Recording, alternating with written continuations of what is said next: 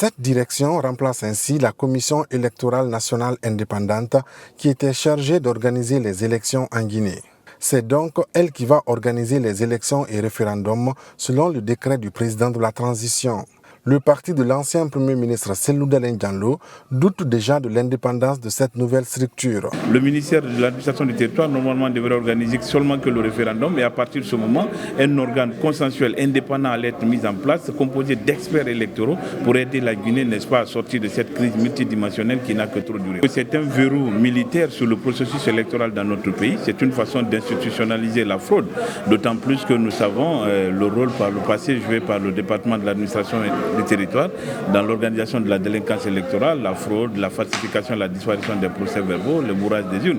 Pour le président du parti Union pour la liberté et l'émergence, ce décret rassure la communauté nationale et celle internationale quant à la crédibilité et la transparence des élections futures. Il y en a qui préfèrent ou qui préféraient avoir des CENI, c'est peut-être parce qu'ils comptaient utiliser ces CENI-là pour organiser à leur niveau des fraudes, contrairement à ce qu'ils font croire que la création de cette direction-là va faciliter de la fraude en faveur du pouvoir en place.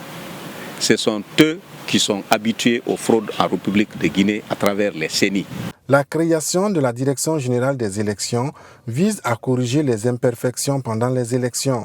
Avec une gouvernance électorale fondée sur la compétence technique et la neutralité institutionnelle. Elle pourra donc répondre aux attentes. C'est une volonté de dépolitiser la tenue des élections en Guinée à l'image du Sénégal et d'autres pays. C'est justement une démarche qui est salutaire lorsqu'on met en place un organe qui doit s'occuper de la tenue du référendum constitutionnel, puis chercher à créer un cadre plus inclusif permettant à tous les partis politiques et autres acteurs à prendre part au processus électoral. Il reste à savoir l'issue de ces élections. La Direction générale des élections aura la charge d'établir et de réviser le fichier électoral.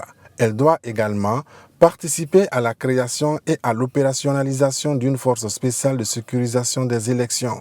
Sauf changement de dernière minute, le référendum constitutionnel est prévu le 21 septembre prochain.